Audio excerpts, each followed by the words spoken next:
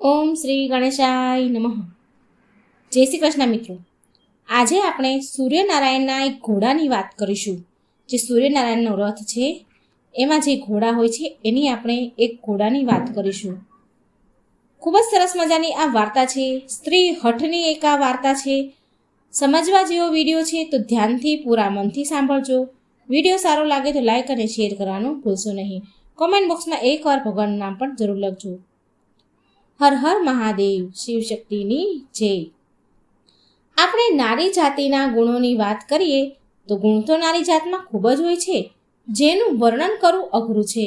અને દુર્ગુણોની વાત કરીએ ને તો નારી જાતના 3 પ્રમુખ દુર્ગુણ છે જે વિનાશનું કારણ બને છે. પહેલો દોષ છે બિનજરૂરી જીદ, હઠ.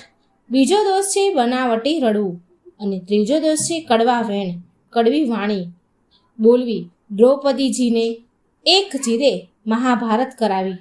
બનાવટી રુદનને રાવણના વંશના ભાગલા પાડી દીધા. અને સ્ત્રીઓના કડવા વેણે, કડવા વચન થકી કેટલાય ઘર ઉજળી ગયા અને અનેક પરિવારો નષ્ટ થઈ ગયા.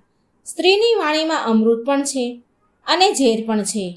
કોને અમૃત આપવું અને કોને ઝેર આપવું તે તો તેના પર નિર્ભર હોય છે. પરંતુ જો આપણે સ્ત્રી જાતિના ત્યાગ, પ્રેમ, તપ અને સમર્પણની વાત કરીએ તો તેની પણ કોઈ સીમા નથી. પતિના પ્રાણ બચાવવા હાટું એક પત્ની યમરાજા પાસે પણ પહોંચી જાય છે. અને દોષની વાત કરીએ જ તો પોતાના જ પતિના મૃત્યુનું કારણ પણ સ્વયં બની જાય છે. એવા પણ અનેક દાખલાઓ ઉપલબ્ધ છે. તેવી જ આ એક વાર્તા કથા છે. આ વાર્તાનો વિડીયો બનાવવામાં ખૂબ જ મહેનત લાગી છે. માટે વાલા મિત્રો, આ અદ્ભુત પ્રાચીન રહસ્યમય વાર્તા કથાને અંત સુધી સાંભળજો. તમને ખૂબ જ રસ પડશે અને ગમશે. એક શીખ રૂપી વાર્તા છે. આ ખૂબ જ પ્રેરણાદાયક વાર્તા છે, માટે તમે અંત સુધી આ સાંભળજો. એક નગર અને એક નગરનો રાજા ખૂબ જ બુદ્ધિશાળી, બહાદુર, નીતિવાદી પ્રજાપાલક રાજા અને રાણી વચ્ચે ખૂબ જ પ્રેમ હતો.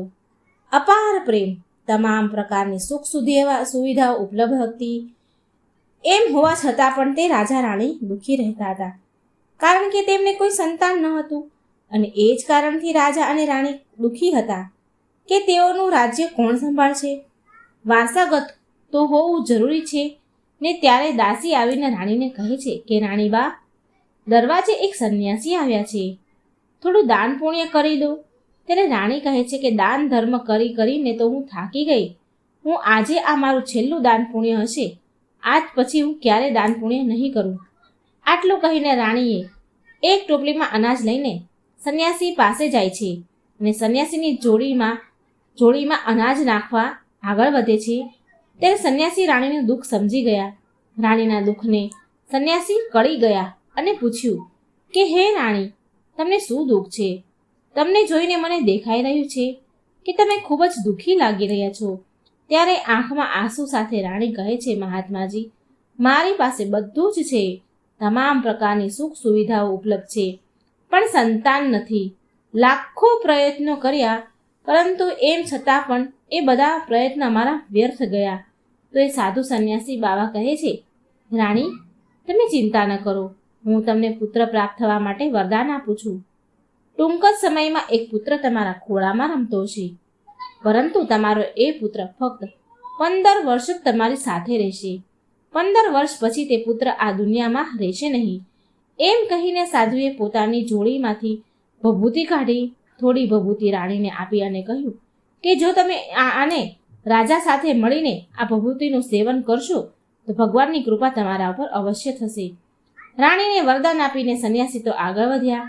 રાણીએ વિચાર કર્યો કે જો 15 વર્ષ માટે જ પુત્રનું સુખ મળશે તો પણ કમસે કમ સમાજના લોકોના મેણા ટોણા તો નહીં સાંભળવા પડે.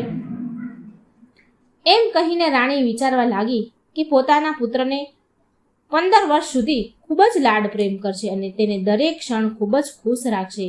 પોતાના પુત્ર વિશે વિચારીને રાણી ખૂબ જ ખુશ થવા લાગી. જ્યારે રાણી રાજા પાસે ગયા ત્યારે રાણી રાજાને વાત કરે છે કે આપણને એક સંન્યાસીએ એક પુત્રનું વરદાન આપ્યું છે. આપણે એક સંન્યાસી તરફથી પુત્રનું વરદાન મળ્યું છે. ત્યારે રાજા કહે છે કે રાણી, અત્યાર સુધી આપણે બંને રોજ દાન પુણ્ય કરતા આવ્યા છીએ. ગરીબોની મદદ પણ કરી છે, યજ્ઞ કર્યા છે, ભંડારની તો કોઈ ગણતરી થાય એમ જ નથી.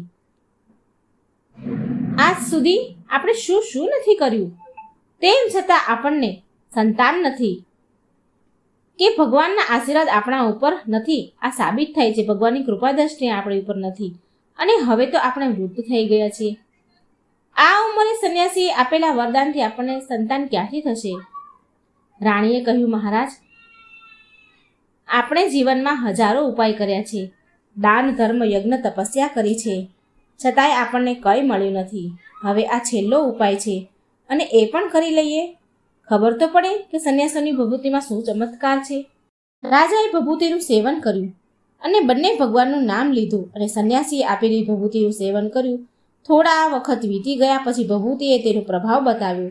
રાણી ગર્ભવતી થયા ત્યારે રાજાને આ સમાચાર મળ્યા ત્યારે રાજાની ખુશીનો તો કોઈ પાર ન હતો. અને એ સમયે પણ આવી ગયો કે રાણીએ એક સુંદર પુત્રને જન્મ આપ્યો. રાજાએ જ્ઞાની પંડિતોને બોલાવી બાળકનું નામકરણ કરાવ્યું.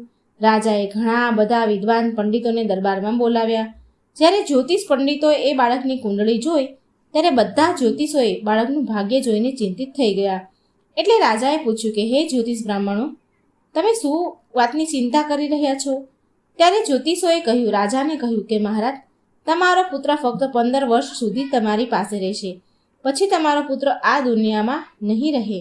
સાધુ સંન્યાસીઓ પણ આ વાત કહી હતી અને હવે જ્યોતિષોએ પણ એના ઉપર આ બધી વાત કરી, એના ઉપર મોહર લગાવી દીધી કે આ વાત સાચી છે. ભગવાનની ઈચ્છા સમજીને રાજા અને રાણી તે બાળકને ઉછેર કરવાનું શરૂ કરે છે. રાજા રાણી વિચાર કરે છે કે નિસંતાન હોવા કરતાં 15 વર્ષ સુધી તો સંતાનનું સુખ મળશે. એ પણ ખૂબ જ સારું. રાજ પરિવારમાં ઉછરીને બાળક મોટો થવા લાગ્યો. ધીમે ધીમે બાળક 5 વર્ષનો થયો.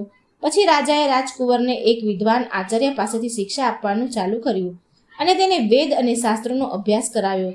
હવે ધીરે ધીરે રાજકુમાર 12 વર્ષનો થઈ જાય છે અને તે જ સમયે રાજાને એક સારી રાજકુમારી મળી ગઈ. તો રાજકુમારના વિવાહ એ રાજકુમારી સાથે કરાવી દીધા. ત્યાં સુધી રાજકુમાર 14 વર્ષનો થઈ જાય છે. પછી એક દિવસ રાજકુમારે તેના પિતાને કહ્યું કે, પિતાજી, મારે આપણા સમગ્ર રાજ્યમાં ફરવું છે. આજ સુધી હું આપણા મહેલની બહાર નથી નીકળ્યો.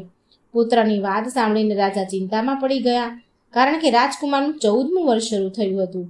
હવે કોઈ મોટી દુર્ઘટનાનો, કોઈ અનહોની ઘટના ઘટવાનો ભય હતો. એટલે રાજાએ તેમના ચહેરા પર બનાવટી હાસ્ય સાથે પુત્રને કહ્યું, હા પુત્ર, તારે બહાર જવું જોઈએ.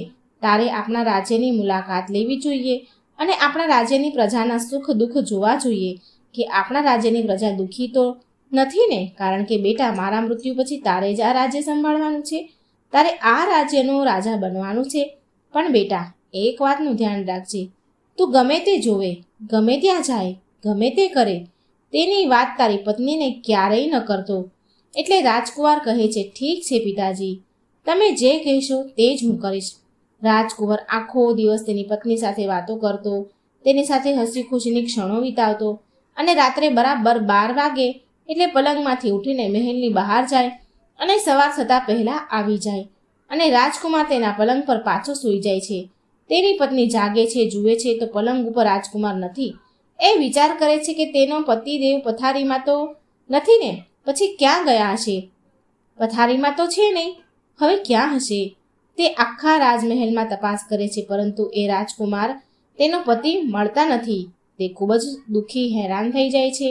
આવું બીજી રાત્રે, ત્રીજી રાત્રે, ચોથી રાત્રે આ સિલસિલો ચાલુ જ રહ્યો અને રાજકુમાર રાત્રે 12 વાગે મહેલની બહાર નીકળી જાય અને સવાર થાય ત્યાં એ પહેલાં આવીને પોતાના પલંગ પર સૂઈ જાય. રાજકુંવરની પત્ની વિચારે કે મારા પતિ કોને મળવા જતા હશે, ક્યાં જતા હશે? એના પતિને પૂછવાની એની હિંમત ચાલતી ન હતી. રાજકુમારની પત્ની ખૂબ જ ચિંતામાં પડી ગઈ. એ આખરે મારા પતિ રોજ રાતે કોને મળવા જતા હશે? આવા અનેક પ્રકારના વિચારો રાજકુમારીના મનમાં ચાલી રહ્યા હતા. સાસુ સસરાને કહેવાનું મન તો થયું, પણ કુળની લાજ મર્યાદા વચ્ચે આવતી હતી. એટલે રાજકુમારીની પત્ની આ બાબતે ખૂબ જ વિચારી કરી રહી હતી અને ચિંતામાં રહેવા લાગી. એટલે બધા ચિંતિત રહેવા લાગી. એટલી બધી ચિંતામાં રહેવા લાગી કે કંઈ પણ ખાવા પીવાનું એને મન થતું નહીં. ધીરે ધીરે રાજકુમારી શરીરથી સુકાઈ ગઈ, દુબળી પડી ગઈ, કારણ કે રાજકુમારી તેના પતિની ચિંતા કરતી હતી અને એક સ્ત્રી માટે પોતાના પતિથી મોટી કોઈ ચિંતા નથી હોતી. તે રાજ્યમાં એક વૃદ્ધ માલણ ફૂલ વાળી રહેતી હતી. તે હંમેશા નાની રાણીને જાત જાતના ફૂલ આપવા આવતી હતી. એક દિવસ વૃદ્ધ માલણ ફૂલ આપવા મહેલમાં આવી તો એ વૃદ્ધ મહિલાનું ધ્યાન નાની રાણી પર પડે છે. તો તે નાની રાણીને પૂછે છે કે રાજકુમારીને પૂછે છે કે તમને શું દુઃખ છે? નાના રાણીબા, તમે આટલા દુબળા કેમ છો? કેમ દુબળા પડી ગયા છો? દિવસે ને દિવસે તમારું શરીર સુકાઈ રહ્યું છે. ત્યારે રાજકુમારીએ નાની રાણીએ દિલ ખોલીને બધી જ વાત એ માલણને કહી કે હે વ્રજ માતાજી, હું તમને શું કહું? રોજ રાતે મારા પતિ રાજકુમાર પલંગમાંથી ઉઠીને ક્યાંક જાય છે અને સવારે પાછા આવી જાય છે, સૂઈ જાય છે પલંગમાં. આ કારણે હું ખૂબ દુઃખી છું. મને મનથી ખૂબ જ તકલીફ થાય છે. આ કારણે તો મેં મારો આહાર પણ હવે બંધ કરી દીધો છે. હું પાણી સિવાય કંઈ પણ નથી લેતી, એટલે હું આટલી સુકાઈ રહી છું. રાજકુમારની વાત સાંભળી પછી માલણ રાજકુમારીને કહે છે, ઉપાય બતાવે છે કે દીકરી, તું જે કહું તેમ કર, હું કહું એમ કર. આખી રાત ઊંઘતી નહીં, તું આખી રાત જાગતી રહેજે અને જ્યારે રાજકુમાર ક્યાંક જવા રવાના થાય ત્યારે તું રાજકુમારનો પીછો કરજે કે તે ક્યાં જાય છે અને શું કરે છે, કોને મળે છે. તો એ રાજકુમારીએ નાની રાણી જે હતી એ કહે છે કે માતાજી, મને ઊંઘ આવી ગઈ. તો એ માલણ કહે છે કે તારે જાગવું તો પડશે અને તને ઊંઘ ના આવે એના માટે તું તારા હાથની આંગળી પર ઘા કરી દે અને એમાં થોડું મીઠું ભરી દે. મીઠું તને ખૂબ પીડા આપશે ને તે દર્દના લીધે તને આખી રાત નીંદર નહીં આવે. નાની રાણી કહે છે, ઠીક છે માતાજી, હું આવું જ કરીશ. રાજકુમારે તેની આંગળી પર ઘા કરે છે અને એની ઉપર થોડું મીઠું લગાવી દે છે, જેથી આંગળીમાં ખૂબ પીડા થાય છે. પરંતુ મધ્યરાત્રિ થઈ તો દર્દ ઓછું થયું તો તેને ઊંઘ આવી ગઈ. ફરી નાની રાણી સૂઈ ગઈ. બીજા દિવસે માલણ ફરીથી ફૂલ લઈને આવી રાજકુમારીના મહેલમાં આવે છે અને પૂછે છે કે બેટી, શું તારા પતિ ઉપર તે નજર રાખી શકી? જ્યારે રાજકુમારી ઉત્તર આપે છે નાની રાણી કે ના માતાજી, પીડાના કારણે હું અડધી રાત સુધી જાગતી રહી, પરંતુ પીડા જ્યારે થોડી ઓછી થઈ તો હું સૂઈ ગઈ. મને નીંદર આવી ગઈ અને મને નીંદર ક્યારે આવી એ મને ખબર જ ન પડી અને મારા પતિ ક્યારે ગયા એ હું જાણી ન શકી. માલણ કહે છે કે બેટી, તું દુઃખી ન થા, ભગવાન તારી મદદ જરૂર કરશે. તો આજ રાત્રે તારા હાથ પર ઘાને વધુ મોટો કર અને તેમાં મીઠું વધારે ભરી દે. તને અસહ્ય પીડા થશે, આખી રાત નીંદર નહીં આવે અને જ્યારે તારા પતિ રાત્રે પથારીમાંથી ઉઠે અને રાજમહેલની બહાર જવા લાગે ત્યારે તે જ સમયે તું તારા પતિનો રસ્તો રોકી લેજે, આડી ઊભી રહેજે અને તારા પતિને પૂછજે કે તમે ક્યાં જાઓ છો. રાજકુમારીએ વ્રજમાલણને કહ્યું, ઠીક છે માતાજી, આજ હું એમ જ કરીશ. અને તે રાજકુમારીએ નાની રાણીએ બિલકુલ ઊંઘ ન આવી તે દિવસે એને બરાબર ઘા કર્યો અને એમાં મીઠું ભરી દીધું, એટલે ઊંઘ્યા નહીં. જ્યારે મધરાત્રિ થઈ અને રાજકુમાર ઉઠીને મહેલની બહાર જાય છે કે તેની પત્ની દોડતી આવે છે અને તેનો રસ્તો રોકી લે છે. પૂછે છે, તમે ક્યાં જાઓ છો? તમે આમ અડધી રાત્રે રોજ કોને મળવા જાઓ છો? આજે તમારે મને આ વાત તો જણાવવી જ પડશે. રાજકુમાર કહે છે કે પ્રિય, જો હું આ રહસ્ય તને કહી દઈશ તો હું તને ફરીથી જોવા નહીં મળું. નહીં તો એ નાની રાણી રાજકુમારને કહે છે કે કંઈ વાંધો નહીં, પરંતુ તમે મધ્યરાત્રિએ ક્યાં જાઓ છો તે સત્ય તો તમારે મને જણાવવું જ પડશે. રાજકુમાર એની પત્નીને ખૂબ જ સમજાવે છે, પરંતુ રાજકુમારીની પત્ની માનતી નથી, જીદ કરે છે, હઠ કરે છે અને છેવટે રાજકુમારને એની જીદ આગળ ઝૂકવું જ પડે છે. એ રહસ્ય એ રાજ ઉજાગર કરવા લાચાર બની ગયા. બીજી તરફ રાજકુમારનું 14મું વર્ષ પૂર્ણ થવા આવ્યું હતું અને તેનું 15મું વર્ષ શરૂ થવાનું હતું. રાજકુમાર મનમાં વિચારવા લાગ્યા કે હવે ભગવાનની કૃપાથી જે થવાનું છે તે થવા દો. આમ વિચાર કરીને તે રાજકુમાર મંત્રો ઉચ્ચાર કરે છે. મંત્ર જાપ કરીને પોતાની પત્નીના બંને હાથમાં કેટલાક અનાજના દાણા મૂક્યા અને કહ્યું કે પ્રિય, તારી આ બંને મુઠ્ઠીમાં અનાજના દાણા છે. પહેલાં તારે જમણા હાથની મુઠ્ઠીના દાણા મારી ઉપર ફેંકવાના છે, પછી તને ખબર પડશે કે હું કોણ છું અને બરાબર તે જ સમયે તારે મારી ઉપર ડાબી હાથના મુઠ્ઠીના દાણા ફેંકવાના છે. જો તું ડાબા હાથની મુઠ્ઠીના દાણા મારી ઉપર ફેંકવાનું ભૂલી ગઈ તો હું તને ક્યારેય મળીશ નહીં. આટલું કહ્યા પછી રાજકુમારી પહેલાં તેની જમણી મુઠ્ઠીના દાણા રાજકુમાર ઉપર ફેંકે છે અને શું જુએ છે કે રાજકુમાર અચાનક એક ખૂબ જ સુંદર સફેદ ઘોડામાં પરિવર્તિત થઈ જાય છે અને થોડી જ વારમાં એ ઘોડો ઝડપથી દોડવા લાગે છે. રાજકુમારી તે ઘોડાને ધ્યાનથી જોવા લાગી અને તે ભૂલી જાય છે કે તેને ડાબા હાથની મુઠ્ઠીના દાણા રાજકુમાર ઉપર ફેંકવાના હતા. રાજકુમારી તો ભૂલી જ ગઈ. તે તો ઘોડાને જોવામાં જ વ્યસ્ત થઈ ગઈ. ત્યાં સુધીમાં તો ઘોડો મહેલની ચારેય કોણ આંટો મારી દીધો અને ત્યાંથી પછી નીકળી ગયો અને અચાનક તેની નજર સામેથી ઘોડો અદૃશ્ય થઈ ગયો. પછી રાજકુમારી ઘોડાને પાછા ફરવાની રાહ જુએ છે, પરંતુ રાજકુમાર તો ઘોડામાં પરિવર્તિત થઈ ગયા અને જતા રહે છે અને પાછો આવતો નથી. હવે રાજકુમારી તેના કરેલા પર ખૂબ જ પસ્તાય છે, પોતાની જાતને કોસે છે, પરંતુ હવે તેની જાતને કોસવાથી કોઈ લાભ થવાનો હતો નહીં. સવાર પણ થઈ, રાજકુમાર પાછો આવ્યો નહીં. રાજકુમારીએ આ ઘટના તેના સાસુ સસરા એટલે કે રાજા અને રાણીને કહી જણાવી. આ સાંભળી એમના ઉપર તો જાણે આભ તૂટી પડ્યું. તેઓ ખૂબ દુઃખી થઈ ગયા. રાજા સાહેબ તો સમજી ગયા કે જે વાતનો મને ભય હતો તે ઘટના તો ઘટી જ ગઈ. રાજા સાહેબ ઈચ્છવા છતાં પણ કંઈ કરી શક્યા નહીં અને ધીમે ધીમે ખાટલા વશ થઈ ગયા અને રાહ જોતા રહેતા કે કોઈના કોઈ દિવસ તો મારો રાજકુમાર પાછો ફરશે જ ને. રાહ જોતા જોતા 3 મહિના વીતી ગયા, પણ રાજકુમાર પાછો આવ્યો નહીં. રાજાએ પોતાના સૈનિકોને મોકલી આખા રાજ્યના શહેર અને ગામડાઓમાં શોધખોળ કરાવી, પણ ક્યાંય રાજકુમારની ભાળ મળી નહીં. બીજી તરફ રાજકુમારી પણ તેના મનથી ખૂબ જ દુઃખી હતી કે તેની નકામી જીદના કારણે આ દિવસ જોવાનો વખત આવ્યો. તેણીએ પ્રતિજ્ઞા લીધી કે તેના મનથી દ્રઢ નિર્ણય લીધો કે તેના પતિને પાછો લાવવા માટે કંઈ પણ કરવા તૈયાર છે અને એક દિવસ તે ચોક્કસપણે તેને ઘરે પાછો લાવશે. હવે રાજકુમારી રાણી સવારે ઉઠીને તેના સાસુ અને સસરા પાસે જાય છે અને તેના સાસુ અને સસરા રાજા અને રાણીને કહે છે કે તે રાજ્યની બહાર જઈ રહી છે તેના પતિની શોધખોળ કરવા માટે. રાજા અને રાણીએ પણ એમના પુત્રને પાછો મેળવવાની અનુમતિ આપી અને કહ્યું, બેટા, તારી ઈચ્છા હોય ત્યાં જા, તારે જે કરવું હોય તે કર, તને પૂરી છૂટ છે. અમારા આશીર્વાદ તારી સાથે છે, પણ તું અમારા પુત્રને ઘરે પાછો લાવજે. પછી રાજકુમારી એક સામાન્ય સ્ત્રીનો વેશ ધારણ કરે છે અને તેના કેટલાક નોકર ચાકરો કેટલીક આવશ્યકતી ખાદ્ય સામગ્રી ચીજ વસ્તુઓ સાથે લઈ તેના પતિની શોધમાં નીકળી પડે છે. ચાલતા ચાલતા બંને રાજ્યનું સીમાડું આવે છે અને બંને રાજ્યના સીમાડા ઉપર ત્યાં સરહદ ઉપર એક ભોજનશાળા ખોલે છે. રાજકુમારી રાજ્યની સરહદ પર આવતા જતા મુસાફરોને મફતમાં ભોજન કરાવતી અને તેના ભોજનાલયમાં ભોજન કરવા આવતા લોકોની સામે ભોજન આપતા પહેલા એક શરત મૂકતી હતી કે તેમના જીવનમાં કંઈક અજુગતું, કંઈક અપ્રિય ઘટના ઘટી હોય તો તે મને જણાવો અને પછી જ ભોજન કરો. હવે સેંકડો પ્રવાસીઓ રાજકુમારીની ભોજનશાળામાં ભોજન કરવા આવતા અને તેમના જીવનની બનેલી જે કંઈ સારી કે ખરાબ ઘટના ઘટી હોય તે સંભળાવતા અને ભોજન કરીને પછી તેઓ ચાલ્યા જતા. પરંતુ રાજકુમારીને એના કામની વાત સાંભળવામાં આવતી નથી. તેને ઝંખના રહેતી હતી.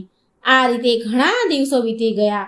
આ દરમિયાન એક બીજી ઘટના ઘટી કે જે વૃદ્ધ માલણ, જે નાની રાજકુમારી રાણી હતી, એને ફૂલ લાવી આપતી હતી, ફૂલ લઈને આવતી હતી એના માટે. તો એક તેને પુત્ર હતો. પુત્ર અને વહુ સવારે કામ કરવા જતા અને સાંજે પાછા આવતા. એમને એક 3 વર્ષનો બાળક પણ હતો. પુત્ર અને વહુ સવારે કામ પર જતા તો તેઓ તેમની પુત્રની સંભાળ રાખવાની જવાબદારી તેમની માતાજીને સોંપતા, કારણ કે વૃદ્ધ માતાજી ઘરે એકલા રહેતા હતા અને તેનો પુત્ર અને વહુ કામ પર જતા અને દરરોજ એ વૃદ્ધ માતાજી તેના પુત્રને ખવડાવે, રમાડે. તે વૃદ્ધ માતાજીને પાન ખાવાની આદત હતી અને એક દિવસ જ્યારે વૃદ્ધ માતાજીએ તેની થેલીમાં હાથ નાખ્યો તો જોયું કે તેની થેલીમાં પાન ન હતું. વૃદ્ધ માતાજીએ જે માલણ હતા તે પાન ખાવાની તેને તીવ્ર ઈચ્છા થઈ કે જો હું પાન નહીં ખાઉં તો મારો દિવસ કેવી રીતે પસાર થશે. આમ વિચાર કરી કે મારો પુત્ર અત્યારે રમી રહ્યો છે નાનો, હું નજીકમાં કોઈ દુકાને જઈને પાન લઈ આવું.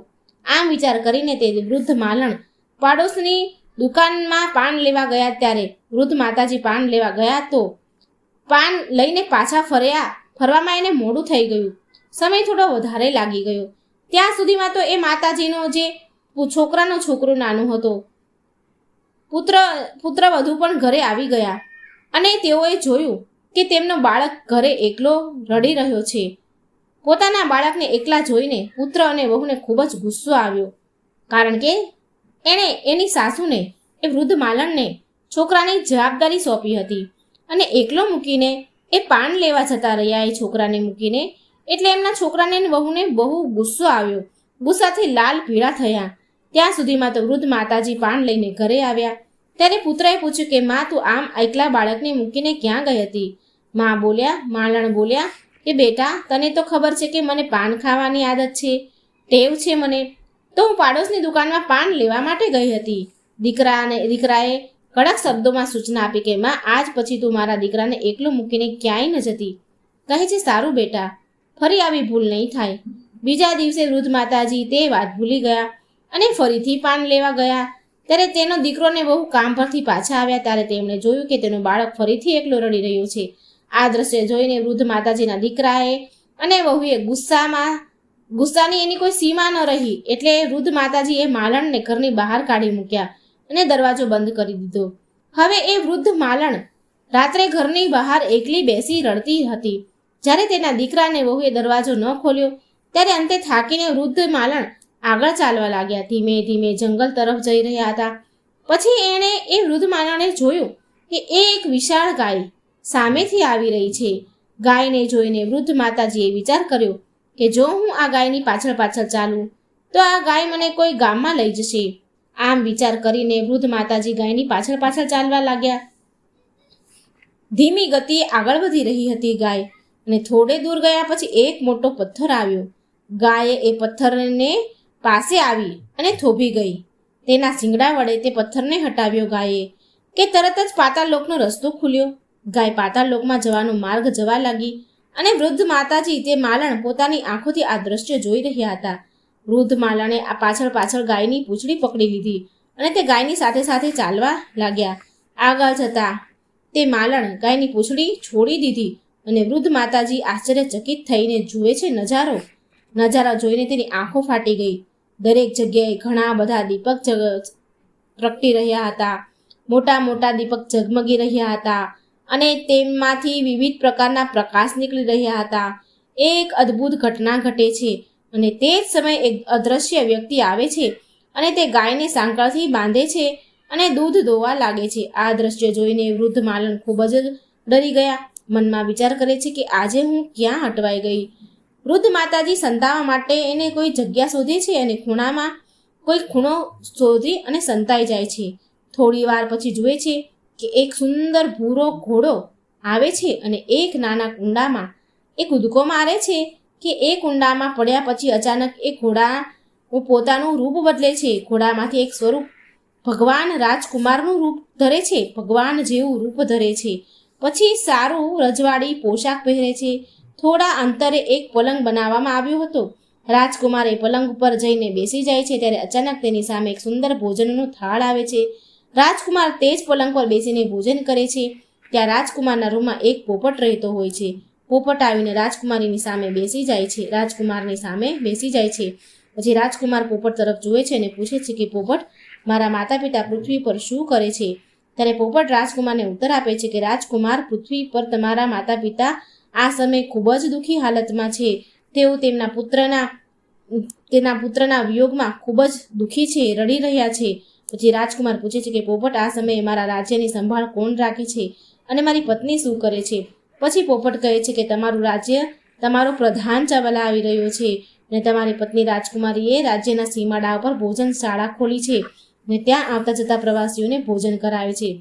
ત્યાં ભોજન કરવા આવતાઓને પોતાની કામની વાત પૂછે છે અને પછી તેમને મફતમાં ભોજન કરાવે છે. આ બધું જોઈને વૃદ્ધ માલણ આશ્ચર્ય એનો કોઈ પાર ન રહ્યો. તેને ભૂખ કે તરસની પણ ખબર ન હતી. હવે તે શું કરવું તે સમજી શકતી ન હતી. આખી રાત આ રીતે પસાર થઈ. સવારે રાજકુમાર ફરીથી ઘોડામાં પરિવર્તિત થઈ ગયા અને ઘોડો ક્યાં ગયો તે વૃદ્ધ માતાજીને ખબર ન પડી. પછી પાતાળ લોકમાંથી બહાર નીકળવા દોડતી ગાય આવી અને એને પછી વૃદ્ધ માતાજીએ વિચાર કર્યો કે હું આ ગાય સાથે પાતાળ લોકમાં આવી છું, તો તેથી હવે મારે આ ગાયની સાથે જ બહાર જવું જોઈએ, નહીં તો ખબર નહીં મારે સાથે શું ઘટના ઘટી શકે છે. પછી એ વૃદ્ધ માલણ તે ગાયની પાછળ દોડી અને ઝડપથી ગાયનું પૂંછડું પકડ્યું અને ગાયની સાથે સાથે પૃથ્વી પર આવી અને તે પાતાળ લોકની બહાર નીકળી જાય છે. પછી પાતાળ લોકનો રસ્તો પથ્થરથી ફરીથી બંધ થઈ ગયો. ગાય તો જંગલ તરફ ગઈ, પણ તે દ્રશ્યો જોઈને તે વૃદ્ધ માલણ ખૂબ જ ગભરાઈ ગયા હતા. તેણે જે કંઈ જોયું હતું તે કોઈને કહેવા માટે કે તે એકદમ બેચેન હતા કે હું કોને કહું. અને એ જ સમયે અચાનક વૃદ્ધ માલણને વિચાર આવ્યો કે રાજકુમારી રાજ્યની સરહદ પર એક ભોજનશાળા ચલાવે છે, માટે આ વાત હું રાજકુમારીને ન કરું તો કોને કરું? આ વાત હું રાજકુમારીને કહીશ. રાજકુમારીને મારી વાત ગમી ગઈ અને તે સમજી ગઈ તો આજથી મારે ખાવા પીવાની ચિંતા નહીં કરવી પડે. એમ વિચારીને એ વૃદ્ધ માલણ રાજકુમારીની ભોજનશાળામાં પહોંચ્યા. ત્યાં ભોજનશાળાના દરવાજા એક ઢોલ રાખવામાં આવ્યો હતો. વૃદ્ધ માતાજીએ જોરથી ઢોલ વગાડવા લાગ્યા અને ઢોલનો અવાજ સાંભળીને રાજકુમારીને વિચાર આવ્યો કે આજે કોઈ મોટી વાત કહેવા આવ્યું છે મને. સૈનિકોને આદેશ આપ્યો કે જાઓ, એને તપાસ કરો કે બહાર કોણ આવ્યું છે. સૈનિકો વૃદ્ધ માલણ પાસે પહોંચ્યા અને તેઓ એ વૃદ્ધ માલણનો ઢોલ વગાડતા જુએ છે અને પૂછે છે કે તમે ઢોલ કેમ વગાડો છો? તો વૃદ્ધ માલણ કહે છે કે મેં સાંભળ્યું છે કે અહીં ભોજનશાળામાં ભોજન મફતમાં મળે છે, એટલે હું તમારી પાસે ભોજનશાળામાં ભોજન કરવા માટે આવી છું. તો સૈનિકોએ જવાબ આપ્યો કે માતાજી, તમને ભોજન તો મળશે, પણ એ માટે તમારે કંઈ નવી વાત કરવી પડશે. ત્યારે વૃદ્ધ માલણ કહે છે કે હા બેટા, હું એવી નવી વાત લઈને જ આવી છું જે સાંભળીને તમે દંગ રહી જશો. વૃદ્ધ માલણની વાત સાંભળીને સૈનિકોએ રાજકુમારીને કહ્યું કે વૃદ્ધ માતાજી દરવાજા પર ઊભા છે અને તે કંઈક નવી વાત કહેવા માંગે છે. રાજકુમારે સૈનિકોને આદેશ આપ્યો કે એ વૃદ્ધ માતાજીને અહીં લઈ આવ્યો. તેમની સાથે ખૂબ જ આદરપૂર્વક વર્તન કરજો અને એમની સારી રીતે સેવા કરજો. સૈનિકોએ રાજકુમારીનો આદેશ મળતા તેઓ વૃદ્ધ માલણને અંદર લઈ આવ્યા. એમની ખૂબ જ સેવા કરી અને વૃદ્ધ માલણ આગળ સુંદર વાનગીઓ ભરેલો થાળ મૂક્યો. વૃદ્ધ માલણે ઘણા દિવસો સુધી ભૂખ્યા હતા, એને ભોજન કર્યું ન હતું. ત્યાં જ્યારે સ્વાદિષ્ટ ભોજન જોયું અને ખાવાનું એને શરૂ કર્યું, પછી સૈનિકોએ વૃદ્ધ માતાજીને રાજકુમારી પાસે લઈ ગયા. તો રાજકુમારી વૃદ્ધ માતાજીને જોઈને માલણને ઓળખી ગઈ. રાજકુમારીને જોતા જ વૃદ્ધ માતાજી પણ તેને ઓળખી ગયા અને આશ્ચર્ય સાથે પૂછ્યું કે બેટા, તું અહીં કેવી રીતે આવી? જે રાજકુમારી પૂછે છે કે હે માતાજી, તમે મને કઈ નવી વાત કહેવા માંગતા હતા તે મને જલ્દી કહો, જણાવો. પહેલાં તો વૃદ્ધ માતાજીએ એ વૃદ્ધ માલણે વાત રાજકુમારીને કહેવા માંગતી ન હતી, પણ રાજકુમારીએ વારંવાર વિનંતી કરી, આગ્રહ કર્યો કે માતાજી, જો તમે એવી કોઈ રહસ્યમય વાત સાંભળી હોય, કોઈ ઘટના જોઈ હોય તો મને ચોક્કસ કહી જણાવો. હું આજીવન તમને રાજમહેલમાં રાખીને તમારી સેવા કરીશ. રાજકુમારીની આ વાત સાંભળીને તે વૃદ્ધ માલણ ખુશ થઈ ગઈ અને રાજકુમારીને બધું જ કહ્યું કે તે જેમણે જોયું હતું.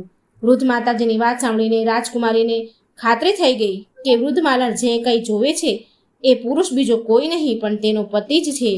ત્યારે રાજકુમારી વૃદ્ધ માતાજીને કહે છે, હે માતાજી, તમે જે કંઈ જોયું ત્યાં કૃપા કરીને મને લઈ જાઓ. પછી એ વૃદ્ધ માલણ રાજકુમારીને સમજાવતા કહે છે, બેટા, મેં જે ઘટના જોઈ છે તે પાતાળ લોકની ઘટના છે. હું તો કોઈક રીતે ત્યાંથી બહાર આવી ગઈ, પણ જો તું ત્યાં જઈશ તો તારા પ્રાણ જોખમમાં આવી જશે. તારી સાથે કોઈ અધિક ઘટના પણ ઘટી શકે છે. પણ રાજકુમારીને વૃદ્ધ માલણની આ વાત સાંભળવી ન હતી. એને તો બસ જવું જ હતું. એણે આમ વૃદ્ધ માતાજીની વાત સાંભળી નહીં. છેવટે વૃદ્ધ માલણે ત્યાં લઈ જવા માટે એને તૈયાર થઈ ગયા અને કહે છે કે ઠીક છે બેટા, જો તારે ત્યાં જવું જ છે તો હું તને ત્યાં જરૂર લઈ જઈશ, પરંતુ આજે નહીં કાલે. આજ હું બહુ થાકી છું. તેથી બીજા દિવસે રાજકુમારી વૃદ્ધ માલણની હારે તે જ સ્થળ પર પહોંચે છે જ્યાં એક પથ્થર રાખવામાં આવ્યો હતો. થોડી વાર પછી ગાય આવી તેના શિંગડાથી પથ્થર હટાવે છે અને પાતાળલોકનો માર્ગ ખુલી ગયો. તે રસ્તેથી ગાય પાતાળલોકમાં જવા લાગી. રાજકુમારી પણ ગાયનું પૂંછડું પકડી અને પાતાળલોકમાં ગઈ અને સાથે વૃદ્ધ માતાજી પણ ગયા. બંને ખૂણે સંતાઈ અને પાતાળલોકનો નજારો જોવા લાગ્યા. થોડી વાર પછી એક સફેદ ઘોડો આવે છે અને તે ઘોડા એક કુંડમાં પડે છે અને પછી ઘોડામાંથી રાજકુમાર બની જાય છે.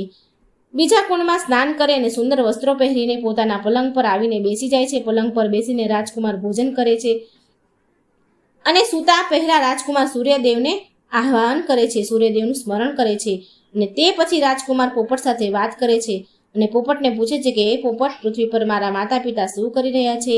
એ દિવસે પોપટ રાજકુમારને કંઈ પણ કહેતો નથી, મૌન રહે છે. પોપટ કંઈ બોલતો નહીં તો રાજકુમારને શંકા થવા લાગે છે કે બધું બરાબર નથી. રાજકુમારે પોપટ સાથે વાત કરવાનું બંધ કરી દીધું અને બીજી તરફ વૃદ્ધ માલણ અને રાજકુમારી આ દ્રશ્ય જોઈ રહ્યા હતા. પછી રાજકુમારીથી ધીરજ ન રહેવાયું નહીં. તે તરત જ દોડતી તેના પતિ પાસે ગઈ અને રાજકુમાર જે પલંગ પર સૂતો હતો, રાજકુમારી તેના પતિના પગને સ્પર્શ કરવા આગળ વધી તો રાજકુમાર તેને જોઈ ગયો અને જોઈને તેની પત્નીને ઓળખી ગયો. તે તરત જ થોડો પાછો હટી ગયો અને બોલ્યો કે નહીં રાજકુમારી, મને સ્પર્શ કરશો નહીં તો મોટો સર્વનાશ થશે. પછી રાજકુમારી થોડી પાછળ હટી અને તે ક્ષણે રાજકુમારી તેના બંને હાથ જોડી અને રાજકુમારને તેની ભૂલ માટે પસ્તાવો વ્યક્ત કરે છે, માફી માંગે છે અને તેની ભૂલ માટે માફી માંગી. રાજકુમારીએ કહ્યું કે પતિનાથ, મારે તમને પૂછવું ન જોઈતું હતું, પણ મેં જીદ કરી તમને મજબૂર કર્યા, એટલે તો હજી સુધી હું સજા ભોગવી રહી છું. આજે હું મારી ભૂલનો પસ્તાવો કરી રહી છું અને મારી ભૂલ હું સ્વીકાર કરું છું. મને ક્ષમા કરો રાજકુમાર, મને મારી ભૂલની સજા મળી ગઈ છે. હવે કૃપા કરી અને આપ મારી સાથે ઘેર આવો. તમારા માતા પિતા તમારા વિરહમાં અડધા થઈ ગયા છે. તમારી ચિંતા કરીને તમારા માતા પિતા હવે ખોરાક અને પાણી લેવાનું પણ બંધ કરી દીધું છે. તેમનું શરીર સુકાઈને કાંટો બની ગયું છે. તમારા વિના તમારી પ્રજા પણ ઘણી ઉદાસ છે. આખા નગરના લોકો ખૂબ જ ચિંતિત છે. તમારી પ્રજા તમારા વિના સુખી નથી. ત્યારે રાજકુમારીને કહે છે કે તમે ખૂબ જ મોટી ભૂલ કરી છે. હવે ફરીથી આવી ભૂલ કરશો નહીં. તો હજી તો હું તમને દેખાઉં છું અને પછી તો દેખાઈશ પણ નહીં. રાજકુમારની વાત સાંભળીને રાજકુમાર જોરથી રડવા લાગે છે. રાજકુમાર કહે છે કે હે પ્રિય, તું મને પાછું મેળવવા માંગે છે તો તારે એક કામ કરવું પડશે અને આ કામ તારે એકલીએ કરવું પડશે અને આ કામ ઘણું મુશ્કેલ છે, સરળ નથી. ત્યારે રાજકુમારી રાજકુમારને કહે છે કે હવે તમને પાછા પામવા માટે હું ગમે તેટલું મુશ્કેલ કામ હોય તો પણ ચોક્કસ પાર પાડીશ. તો રાજકુમાર કહે છે, રાણી, તમે આ પાતાળ લોકમાંથી જાઓ. એક વિશાળ ગાઢ જંગલ છે અને એવા 6 વિશાળ જંગલો વટાવી અને જ્યારે તમને 7મું જંગલ તમે પહોંચશો, 7મા જંગલે, ત્યારે તે જંગલની વચ્ચે એક પીપળાનું ઝાડ છે. તમે એ પીપળાની આજુબાજુના પાંદડા અને ઝાડીઓ બધું કાપીને ફેંકી દેજો અને તે જગ્યાને સ્વચ્છ મેદાન બનાવી દેજો. તે સ્થળે જંગલી હિંસક જાનવરો પણ છે, જેમ કે સિંહ, દીપડો, રીંછ, ચિત્તો. તમારે એ પ્રાણીઓથી પણ સચેત અને સાવધાન રહેવું પડશે અને તે જગ્યા ઉપર ગંગાજળ છાંટી અને શુદ્ધ કરી એ જગ્યા છાણથી લીપજો અને પછી તમે ત્યાં ખૂબ જ એક સુંદર રંગોળી બનાવજો. પછી તે જ જગ્યાએ બેસીને પૂજા કરજો અને તે પછી તે પીપળાના પણ પૂજા કરજો, પીપળાના ઝાડની પણ પૂજા કરજો. આ કાર્ય બપોર પહેલાં કરવું પડશે. તમારે તે જગ્યાએ બેસીને શ્રદ્ધાપૂર્વક સૂર્યનારાયણનું આવાહન કરજો, તેમના જાપ કરવા પડશે. પછી પ્રસન્ન થઈને સૂર્યનારાયણ તે સ્થાન પર પ્રગટશે. એટલે પ્રગટ થાય પછી સૂર્યનારાયણ તે સ્વચ્છ સ્થાનને જોઈને ખૂબ જ પ્રસન્ન થશે અને કહેશે કે જેણે આ કાર્ય કર્યું છે હું તેને ઈચ્છિત વરદાન આપીશ. પછી તમે સૂર્યનારાયણના રથનો ડાબો ઘોડો વરદાનમાં માંગી લેજો. આ કાર્ય તમે પૂર્ણ કરો તો જ તમે મને ફરી વખત પામી શકશો. આટલું કહી રાજકુમાર પોતાના પલંગ પર સૂઈ ગયા અને રાણી રાજકુમારી સવાર પડવાની રાહ જોવા લાગ્યા. સવાર પડતા જ ગાય દોડતી આવે છે અને પાતાળ લોકથી બહાર જાય છે. ત્યારે એ રાજકુમારીને વૃદ્ધ માતાજી બંને ગાયનું પૂંછડું પકડીને બહાર પૃથ્વી પર આવી ગયા. એ પછી રાજકુમારીએ વૃદ્ધ માતાજીને કહ્યું કે માતાજી, તમારું કાર્ય અહીં પૂરું થયું. તમે હવે ભોજનશાળામાં જાઓ અને હું અહીંથી જંગલમાં જઈશ. પછી રાજકુમારી જરૂરી ચીજ વસ્તુઓની લઈ રક્ષા માટે શસ્ત્રો જેવા કે હાથમાં તલવાર લઈ અને રાજકુમારી 6 જંગલોને પાર કરી અને 7મા જંગલમાં પહોંચ્યા. સર્વપ્રથમ તો રાજકુમારી ત્યાં રહેતા સિંહ, દીપડા, રીંછ અને અન્ય પ્રાણીઓને ભગાડે છે. પછી તે જગ્યાને સાફ કરી નાખે છે, ગંગાજળનો છંટકાવ કરે છે, પછી છાણથી લીપી અને ત્યાં રંગોળી પૂરે છે અને પછી જેમ રાજકુમારે કહ્યું તેવી જ રીતે ધ્યાન કરવા બેસે છે. સૂર્યનારાયણનું સ્મરણ કરે છે, આવાહન કરે છે અને બરાબર 12 વાગે છે તો સૂર્યનારાયણ રથ અને એ જ વૃક્ષની પાસે આવીને અટકે છે.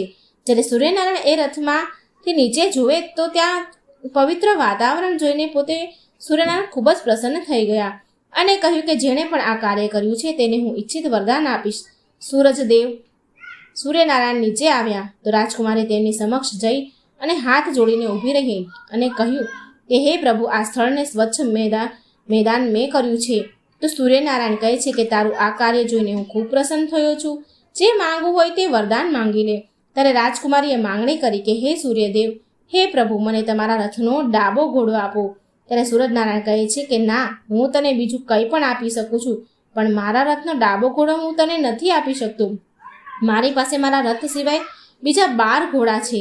જો તું ઈચ્છે તો તેમાંથી કોઈ પણ ઘોડો માંગી લે, પણ હું આ રથનો ડાબો ઘોડો તને નથી આપી શકતો. તું ભલે મારા રથનો જમણો ઘોડો માંગી લે. પણ સૂર્યદેવના ના પાડવા છતાં પણ રાજકુમારી રથનો ડાબો ઘોડો વારંવાર માંગતી રહી અને તે કહેવા માંડી કે હે મહારાજ, હે પ્રભુ, જો તમે મને તમારા રથનો ડાબો ઘોડો નહીં આપો તો હું મારા પ્રાણની આહુતિ આપી દઈશ.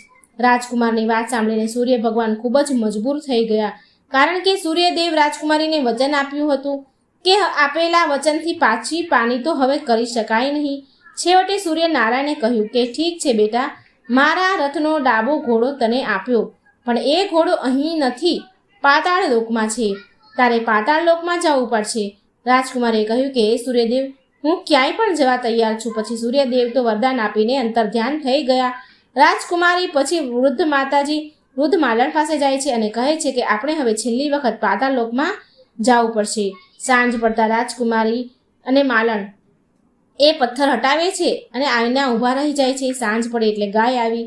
ગાયે તેના શિંગડાથી પથ્થર હટાવ્યો અને પથ્થર હટતા જ પાતાળ લોકનો દરવાજો ખુલ્યો. રાજકુમારી અને વૃદ્ધ માતાજી ગાયનું પૂંછડું પકડી અને પાતાળ લોકમાં આવ્યા. ત્યારે ભોજન કરીને રાજકુમાર પોપટની સાથે વાતો કરી રહ્યા હતા. પોપટ, મારા માતા પિતાનો શું હાલ છે? ત્યારે પોપટે કહ્યું, રાજકુમાર, તમારા માતા પિતા તમારી ચિંતામાં હવે મૃત્યુના હારે છે. આ સાંભળીને રાજકુમારની આંખોમાં આંસુ આવી ગયા. પછી રાજકુમાર પૂછે છે કે પોપટ, મારું રાજ્ય કોણ ચલાવે છે? પોપટ કહે છે, તમારો પ્રધાન સેવક તમારું રાજ્ય ચલાવે છે. છળ કપટ બેઈમાની કરી અને રાજ્યની તિજોરી ખાલી કરી રહ્યો છે. તે પ્રજા ઉપર ખૂબ જ અત્યાચાર કરી રહ્યો છે, જુલમ કરી રહ્યો છે. પોપટના મુખેથી આવી વાત સાંભળી અને રાજકુમારને ખૂબ જ ક્રોધ આવી ગયો. પછી રાજકુમાર પૂછે છે કે પોપટ, મારી પત્ની શું કરે છે? આ પ્રશ્ન પછી પોપટ કશું બોલતો નથી. તે સાવ ચૂપ થઈ ગયો. હવે રાણીનો સંયમ તૂટવા લાગ્યો. તે દોડીને તેના પતિની સમક્ષ આવી અને એ જ સમયે રાજકુમાર રાણીને કહેવા લાગ્યા કે હે રાજકુમારી, હવે હું તમને પ્રાપ્ત થઈ ગયો છું. તમે મારી તપસ્યા અને ભક્તિથી મને જીતી લીધો છે, મને ફરીથી પામી લીધો છે. ત્યારે રાજકુમારી રડતા રડતા કહે છે કે હે નાથ, તમે હવે પાછા ઘોડો તો નહીં થઈ જાઓ ને?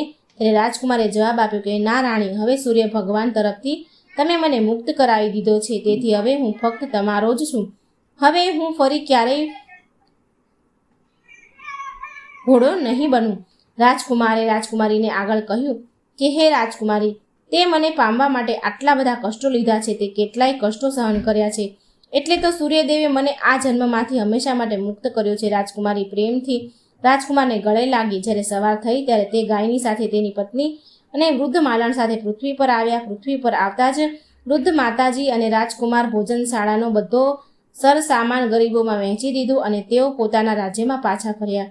રાજકુમારને જોઈને પ્રધાન ખૂબ જ ચિંતિત થઈ ગયો. એણે તો વિચાર કર્યો હતો કે રાજાને કોઈ પુત્ર નથી અને રાજા તો હવે વૃદ્ધ થઈ ગયા છે, માટે હવે આ રાજ્ય તો એનું જ છે. હવે રાજકુમારને તે પ્રધાનને પકડી લે છે, જેલમાં કેદ કરાવી દે છે. તે પ્રધાનને તેણે પોતાના સિંહાસનને સંભાળ્યું અને બધું જ કાર્યભાર પોતાના હાથમાં લઈ લીધો.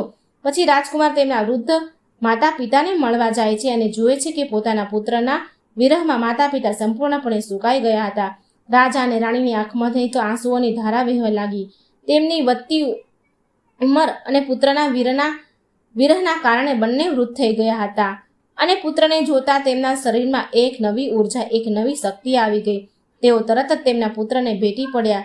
રાજા અને રાણીની અંદર અચાનક જીવ આવી ગયો. થોડા દિવસો પછી તે પથારીમાં ઉઠીને ફરવા લાગ્યા. પછી રાજકુમારના પાછા ફરવાના સમાચાર સમગ્ર રાજ્યમાં ફેલાઈ ગયા અને રાજકુમાર રથ પર બેસી અને તેમની પ્રજાને દર્શન આપે છે અને વચન આપે છે કે હવે પછી તમારી ઉપર કોઈ જુલમ નહીં કરે, કોઈ અત્યાચાર નહીં કરે. મારા માતાજી વૃદ્ધ માતા પિતા અને અક્ષમ થયા તો અમારા દુષ્ટ મંત્રીએ તેમની ઈચ્છા વિરુદ્ધ તમને બંદી બનાવી દીધા હતા. અસક્ષમ હતા મારા માતા પિતા, માટે તમારે આટલું કષ્ટ ઉપાડવું પડ્યું, પણ હવે હું આવી ગયો છું. પછી રાજા અને રાણી પુત્રને બધું રાજપાટ સોંપી અને ભગવાનની ભક્તિમાં લાગી ગયા. ને વૃદ્ધ માતાજી જે માલણ હતા તે રાજકુમારીએ પોતાના વચન અનુસાર રાજમહેલમાં તેને રાખી લીધા અને એમની સેવા કરવાની ખાતરી આપી. બીજી તરફ રાજકુમાર પોતાની પ્રિય રાણી સાથે રાજી ખુશીથી તે પોતાનું જીવન જીવવા લાગે છે. આ વાર્તાનો તાત્પર્ય એ છે કે જો સ્ત્રી તેના પતિ પ્રત્યેની સાચી ભક્તિ હોય તો વિધાતાના લેખને પણ બદલી શકે છે. પતિવ્રતા સ્ત્રીઓએ તો બ્રહ્માંડના મોટા મોટા દેવોને પણ તેમના વશમાં કરી લીધા હતા. રાજકુમાર તેની પત્નીને સમજાવે છે કે સ્ત્રીઓમાં આ સૌથી મોટી ખામી છે કે જો તેઓ કંઈક કરવા માટે જીદ કરે છે તો પછી તેઓને ગમે તેટલી મોટી કિંમત કેમ ન ચૂકવવી પડે પણ તે પોતાની જીદને પૂરી જ કરાવે છે. હે રાણી, જો તમે જીદ ન કરી હોત તો હું તમારાથી અળગો ન થયો હોત. જો આપણે નારી જાતિના ગુણોની વાત કરીએ તો ગુણ તો નારી જાતિમાં ખૂબ જ હોય છે, જેનું વર્ણન કરવું પણ અઘરું છે. અને દુર્ગુણોની વાત કરીએ તો નારી જાતિના 3 પ્રમુખ દુર્ગુણ છે. વિનાશનું કારણ બને છે. પહેલો દોષ બિનજરૂરી જીદ હઠ, બીજો દોષ બનાવટી રડવું અને ત્રીજો દોષ કડવા વેણ કડવી વાણી. દ્રૌપદીજીની એક જીદે મહાભારત કરાવી દીધું. સુરપંખાના બનાવટી રડવાના કારણે રાવણનો વંશ થયો અને સ્ત્રીઓના કડવા વેણ કડવી વાણી થકી કેટલાય ઘર ઉજળી ગયા અને અનેક પરિવારો નષ્ટ થઈ ગયા. સ્ત્રીની વાણીમાં અમૃત પણ છે અને ઝેર પણ છે. કોને અમૃત આપવું કોને ઝેર આપવું એ તો સ્ત્રી પર જ નિર્ભર છે. જો મિત્રો તમને આ વાર્તા ગમી હોય, સૂર્યનારાયણના ડાબા ઘોડાની વાર્તા હતી. રથનો જે ઘોડો હોય એમાં ડાબી બાજુના ઘોડા હોય એની આ વાર્તા હતી. તમને વિડીયો પસંદ આવ્યો હોય તો લાઈક અને શેર કરવાનું ભૂલશો નહીં. જય શ્રી કૃષ્ણ. રાધે રાધે. Thank you.